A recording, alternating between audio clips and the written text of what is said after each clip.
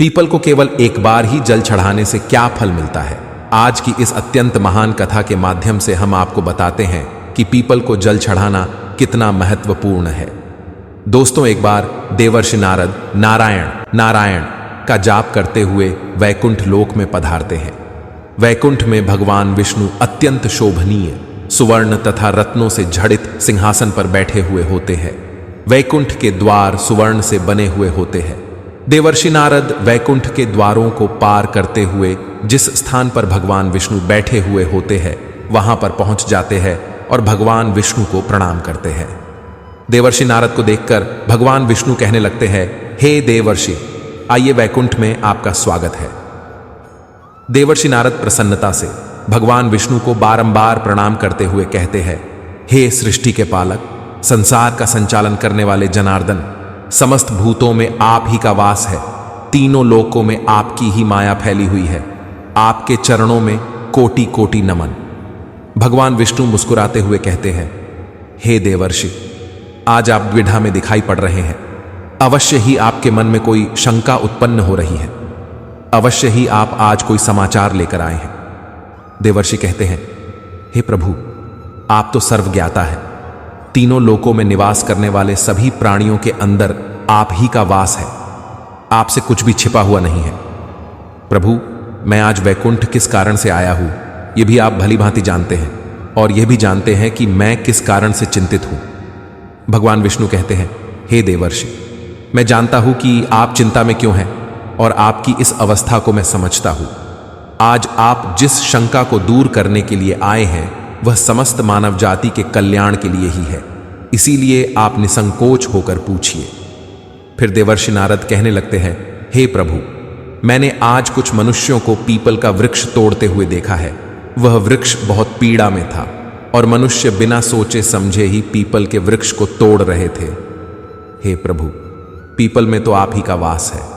आप ही ने कहा है कि वृक्षों में आप अश्वत्थ हैं, तो फिर मनुष्य ऐसा पाप क्यों करते हैं? मैं यह भी जानना चाहता हूं कि पीपल के वृक्ष को जल देने से मनुष्य को कौन सा फल मिलता है। पीपल को जल कब देना चाहिए, किस दिन इसकी पूजा करनी चाहिए? भगवान विष्णु कहते हैं, हे देवर्षि, आप सत्य ही कहते हैं। वृक्षों में मैं पीपल हूं। पीपल के वृक्ष में मेरा ही वास है। पीपल के महत्व को बताने से पूर्व मैं आपको एक प्राचीन कथा सुनाता हूं। इस कथा के माध्यम से आपको आपके सभी प्रश्नों के उत्तर मिल जाएंगे। जो भी मनुष्य इस कथा को एक बार सुन लेता है उसके सारे पाप नष्ट हो जाते हैं। जो इसे बार बार सुनता है उसके सभी दुख दूर होते हैं और उसे धन धान्य की प्राप्ति होती है।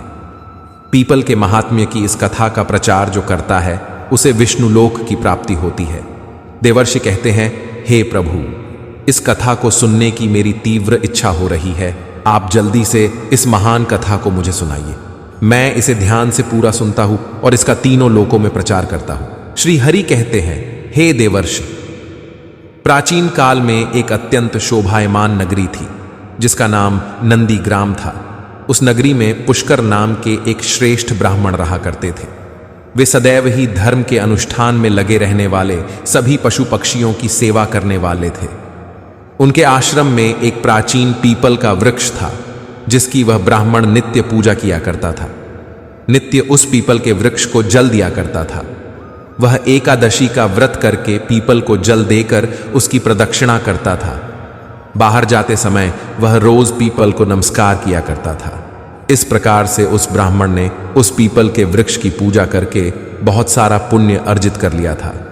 फिर एक दिन एक भयानक राक्षस भोजन की तलाश में उस पुष्कर ब्राह्मण के आश्रम पर आता है और इधर उधर देखने लगता है। तभी वह ब्राह्मण कुटिया से बाहर आकर देखता है तो एक भीमकाय राक्षस वहां पर खड़ा हुआ है। जैसे ही वह राक्षस उस ब्राह्मण को देखता है तो कहने लगता है, अरे वाह, आज तो बहुत ही सुंदर ताजा ताजा मांस खाने को मिलेगा। ये ब्राह्मण तो बहुत ही जवान, सुंदर और गुणवान दिखाई पड़ रहा है। अभी मैं इसी को चबा डालता हूं। उस राक्षस को देखकर वह ब्राह्मण बिल्कुल भी भयभीत नहीं होता है और उस राक्षस से कहने लगता है, हे राक्षस, इस गरीब की कुटिया में तुम्हारा स्वागत है। तुम बहुत भूखे दिखाई दे रहे हो। कहो, तुम्हें भोजन में क्या दूं? ब्राह्मण के इस प्रकार के वचन सुनकर वह राक्षस आश्चर्य में पड़ जाता है और सोचने लगता है, बड़े आश्चर्य की बात है, ये ब्राह्मण मुझसे जरा सा भी भयभीत नहीं है, ये अवश्य कोई बड़ा तपस्वी दिखाई पड़ रहा है। तब वह राक्षस कहने लगता है, हे महात्मा, आप कौन हैं और इस वन में क्यों रह रहे हैं? आपको मुझे देखकर बिल्कुल भी डर नहीं लगा। तब वह ब्राह्मण कहते हैं, हे राक्षस, मैं भगवान विष्णु का भक्त हूं, मुझे इस संसार में किसी भी चीज का कोई भय नहीं है, इसीलिए तुम बताओ तुम्हें क्या चाहिए, तुम्हारी जो भी इच्छा हो वह पूरी की जाएगी। आओ इस वृक्ष के नीचे आसन ग्रहण करो। तब वह राक्षस जैसे ही उस वृक्ष के नीचे चला जाता है तो उसका शरीर जलने लगता है और तुरंत ही उसकी मृत्यु हो जाती है और एक दिव्य मनुष्य उस राक्षस के शरीर से बाहर निकल आता है। उस मनुष्य को राक्षस की योनि से मुक्ति मिलती है। वह मनुष्य बड़ा ही प्रसन्न हो जाता है और उस ब्राह्मण से कहने लगता है, हे ब्राह्मण देवता, यह कैसा चमत्कार है, यह कौन सा वृक्ष है जिसके नीचे ठहरते ही मुझे मुक्ति मिल गई है? तब वह ब्राह्मण कहता है, हे महात्मा, यह पीपल का वृक्ष है, यह साक्षात भगवान विष्णु का ही रूप है, यह सभी पापों का नाश करने वाला है। इस वृक्ष के सानिध्य में आने से तुम्हारे सभी पाप नष्ट हो गए हैं। फिर वह दिव्य मनुष्य स्वर्ग की ओर जाने लगता है। फिर एक दिन यमराज अपने दूतों को बुलाते हैं और कहते हैं, हे दूतों, तुम जाओ और नंदीग्राम में निवास करने वाले पुष्कर नाम के ब्राह्मण को पकड़कर यहां पर लेकर आओ। यमराज का आदेश पाकर वे दूत यमलोक से धरती पर आते हैं और उस ब्राह्मण को जीवित ही पकड़कर यमलोक ले जाने लगते हैं। रास्ते में महात्मा पुष्कर उन दूतों से कहने लगते हैं, हे दूतों, तुम ये क्या कर रहे हो? मेरी तो मृत्यु भी नहीं हुई है और तुम मुझे पकड़कर यमलोक लेकर क्यों जा रहे हो? फिर वे यमदूत कहने लगते हैं, अरे ब्राह्मण, तू चुपचाप हमारे साथ चल, खुद यमराज ने हमें तुझे उठाकर लाने का आदेश दिया है। पता नहीं तूने ऐसा कौन सा भयंकर अपराध किया है, हम भी जानना चाहते हैं कि तूने कौन सा पाप किया है। फिर वह ब्राह्मण शांत रहकर उन यमदूतों के साथ यमलोक जाने लगता है। यम के दूतों को भी बड़ा आश्चर्य होता है, यह ब्राह्मण ना तो विलाप कर रहा है और ना ही दुखी हो रहा है। हम जिन भी प्राणियों को उठाकर लाते हैं वे तो जोर जोर से विलाप करते हैं। फिर वे यम के दूत उस ब्राह्मण को लेकर यमराज के सामने उपस्थित हो जाते हैं। जैसे ही यमराज उस ब्राह्मण को देखते हैं तो वे भयभीत हो जाते हैं और उन दूतों से कहने लगते हैं, अरे दूतों, तुमने ये क्या किया? तुम किसे उठाकर लाए हो? मैंने तुम्हें दूसरे पुष्कर नाम के व्यक्ति को लाने के लिए कहा था जिसकी मृत्यु हो चुकी है। तुम लोगों ने बड़ी भूल की है जो इन महात्मा को उठाकर यमलोक लेकर आ गए। इनका स्थान यहां पर नहीं है। भगवान विष्णु की भक्ति करने वाले, नित्य पीपल की पूजा करने वाले इन महात्मा को उनकी इच्छा के बिना यहां पर उठाकर लाना घोर पाप है। तब वे यम के दूत कहते हैं, हे धर्मराज, हमें क्षमा करें, हमसे बड़ी भूल हुई है। फिर वे यम के दूत उस ब्राह्मण से क्षमा मांगते हैं और वह ब्राह्मण भी उन्हें क्षमा कर देते हैं। यमराज उस ब्राह्मण से कहते हैं, हे ब्राह्मण देवता, आपकी पत्नी तथा पुत्र आदि बहुत दुखी और व्याकुल होकर रो रहे हैं। कृपया आप वापस अपने घर चले जाइए। अपने दूतों की भूल के लिए मैं आपसे क्षमा मांगता हूं। कृपया आप अपने घर को लौट जाइए। फिर वह ब्राह्मण कहता है, हे धर्मराज, आपको प्रणाम है। इन दूतों से जो भूल हुई है उसके लिए तो मैं उनका आभारी हूं। उनकी भूल के कारण मुझे जीवित रहते हुए आपके दर्शन करने का सौभाग्य प्राप्त हुआ है। ऐसा सौभाग्य बार बार किसे मिलता है? हे धर्मराज, मेरी आपसे एक विनती है। मैं संपूर्ण नरकों का दर्शन करना चाहता हूं जहां पर पापी मनुष्यों को कष्ट भोगने पड़ते हैं। ब्राह्मण की बात सुनकर यमराज प्रसन्न हो जाते हैं और कहते हैं, हे ब्राह्मण देवता, ठीक है, अगर आपकी यही इच्छा है तो मैं आपकी इच्छा को अवश्य पूर्ण करता हूं। फिर यमराज उस ब्राह्मण को समस्त नरकों का दर्शन कराने के लिए ले जाते हैं। उस पुष्कर ब्राह्मण ने देखा कि पापी जीव नरक में पड़कर कष्ट भोग रहे हैं। कोई शूली पर चढ़े हैं, कुछ प्राणियों को हिंस्र पशु खा रहे हैं, कोई तपी हुई बालू पर चल रहे हैं और विलाप कर रहे हैं, कुछ पापियों को कीड़े खा रहे हैं तो कुछ पापियों को उबलते हुए तेल के घड़े में पकाया जा रहा है, कुछ पापियों को यम के भयंकर दूत पीड़ा दे रहे हैं, अस्त्रों से उन पर प्रहार कर रहे हैं, कुछ पापी जमाने वाले अत्यंत शीत नरक में पीड़ा सहन कर रहे हैं तो कुछ जलती हुई भयंकर अग्नि में गिरकर जोर जोर से विलाप कर रहे हैं। उन आत्माओं को दुख और यातनाएं भोगते हुए देखकर उस पुष्कर ब्राह्मण को बड़ा दुख हुआ। वे उन कष्ट भोग रहे प्राणियों को कहने लगे, क्या आप लोगों ने पृथ्वी पर रहकर कोई भी पुण्य का काम नहीं किया, जिससे आप सभी को यहां नरक में आकर कष्ट भोगने पड़ रहे हैं? नरक में सजा भोग रहे उन प्राणियों ने कहा, हे विप्रवर, हम पापियों ने पृथ्वी पर कोई पुण्य नहीं किया था, इसी कारण से नरक में गिरकर सजा भुगत रहे हैं। हमने पराई स्त्रियों से संबंध बनाए, दूसरों के घर में चोरी की है, निष्पाप पशुओं की हत्या की है, दूसरों पर झूठे आरोप लगाए हैं, अतिथियों का अनादर किया है, व्यभिचार किया है। ऐसे अनेक पापों के कारण हम सभी नरक की अग्नि में दग्ध हो रहे हैं। हमने प्यासी गायों की बावली को तोड़ा है, दान धर्म करने वाले लोगों को लूटा है। हमने कभी व्रत अनुष्ठान नहीं किए, अपनी स्त्रियों का त्याग कर दिया। हमने अपने मित्रों के साथ दगा किया है तथा झूठी गवाही देकर अनेक निष्पाप लोगों को फंसाया है। इन सभी घोर पापों के कारण हम नरक की सजा भुगत रहे हैं। फिर उस ब्राह्मण ने कहा, क्या आप लोगों ने कभी भगवान विष्णु का एक बार भी पूजन नहीं किया? इसी कारण से आप लोगों की ऐसी भयानक दशा हो गई है। जो मनुष्य पृथ्वी लोक पर रहकर भगवान विष्णु का पूजन करता है, उसकी ऐसी दुर्गति कभी नहीं होती है, उन्हें मोक्ष मिल जाता है। आप लोगों ने कभी श्री हरि के चरणों में मस्तक नहीं झुकाया, इसी से आपको नरक की प्राप्ति हुई है।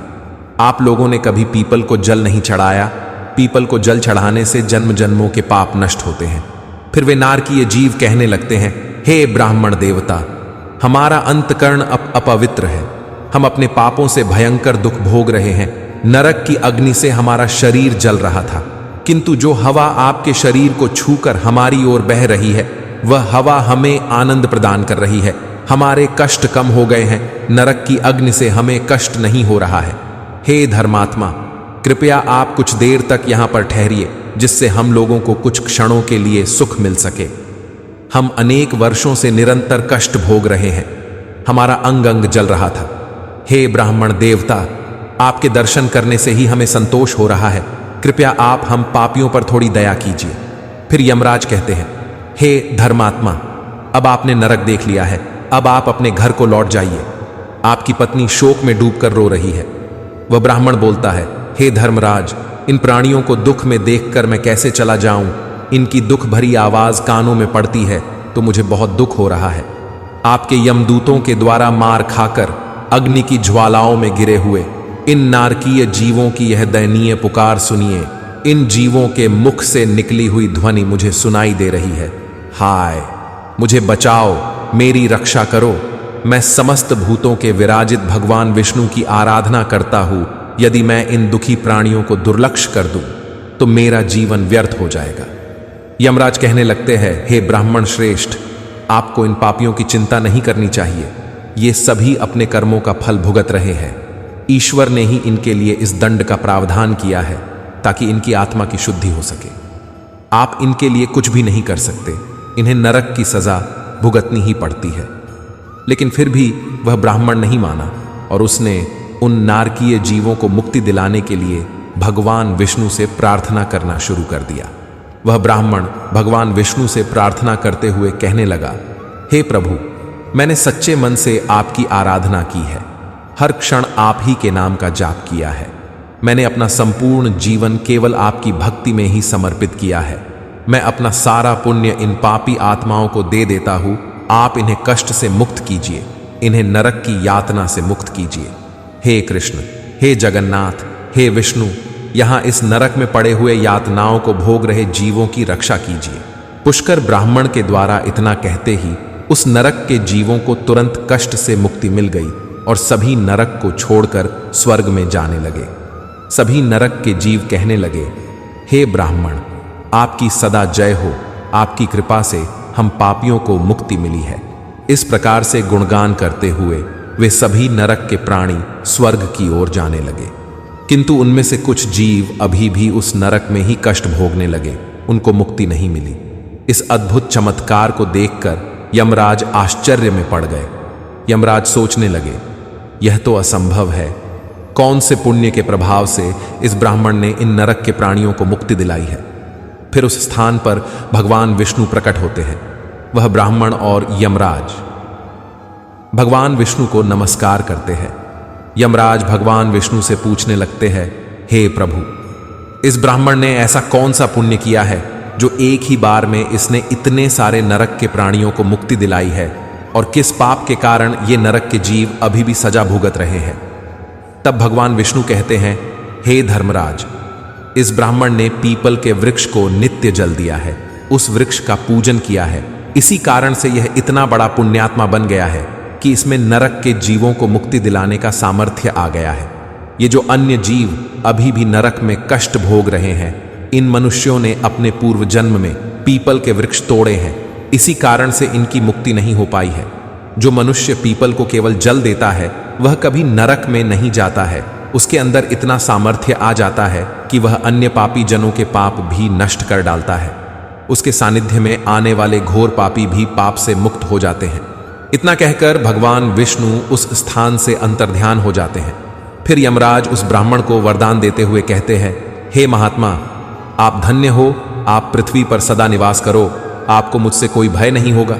जो भी मनुष्य आपके सानिध्य में रहेगा उसे भी कभी नरक की प्राप्ति नहीं होगी, उनकी कभी अकाल मृत्यु नहीं होगी। इस प्रकार से यमराज ने उस पुष्कर ब्राह्मण को वरदान दिया। इस ब्राह्मण ने यमराज को नमस्कार किया और पृथ्वी पर लौटकर आ गए और पहले की तरह नित्य भगवान विष्णु का पूजन करने लगे और पीपल को जल चढ़ाने लगे। भगवान विष्णु नारद से कहते हैं, हे नारद, इस प्रकार से मैंने तुम्हें पीपल को जल देने का महात्म्य सुना दिया है। जो भी मनुष्य पुष्कर की इस कथा को सुनता है उसके समस्त पापों का नाश हो जाता है। तो दोस्तों, इस प्रकार से भगवान विष्णु ने पीपल को जल देने का महत्व महर्षि नारद को सुनाया है। आप भी पीपल को जल अवश्य दें। शनिवार को पीपल के नीचे सरसों के तेल का दीपक अपने पितरों के लिए अवश्य जलाएं। प्रत्येक एकादशी के दिन पीपल को जल देकर उसकी प्रदक्षिणा करें। आपके समस्त दुख कष्ट समाप्त होंगे। आपको यह कथा कैसी लगी कमेंट करके जरूर बताएं।